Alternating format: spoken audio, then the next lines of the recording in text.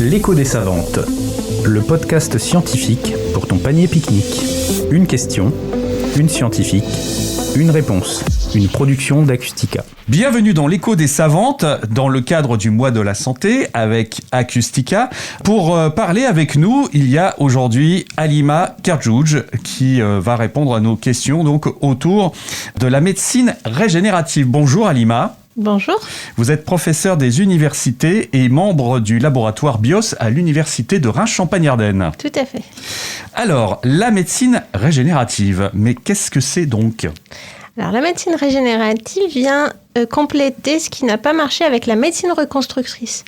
On connaît tous une personne, un voisin, une grand-mère ou autre qui possède une prothèse. Mais malheureusement, ces prothèses vieillissent très mal.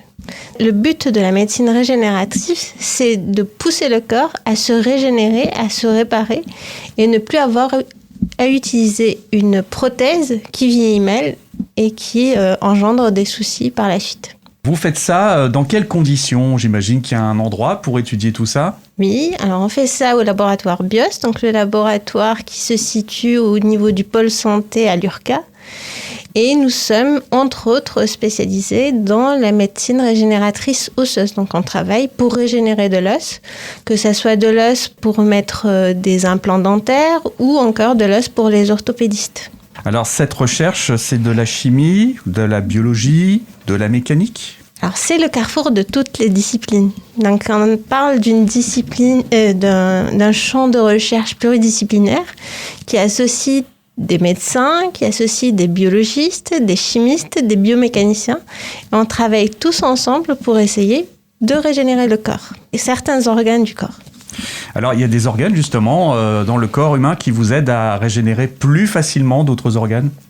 Alors oui, il y a des organes, par exemple la peau, c'est facile à régénérer. D'autres organes, un peu comme l'os, c'est un peu plus problématique. Donc effectivement, il y a des tissus qu'on arrive à réparer plus facilement que d'autres. Cordon ombilical qui part à l'incinération, des dents qui sont détruites, tout ça, ça peut pour autant servir encore ? Alors nous, au laboratoire, on essaye de valoriser tout ce qui est déchets biologiques pour essayer de faire des matériaux et extraire des cellules pour faire cette médecine régénératrice. Donc on développe des matériaux sur lesquels des cellules régénératrices issues du cordon ombilical peuvent se développer et, in fine, peuvent former l'organe que l'on souhaite. Merci Halima Kerdjouj. Merci. L'écho des savantes, le podcast scientifique pour ton panier pique-nique. Une question, une scientifique, une réponse. Une production d'Acustica.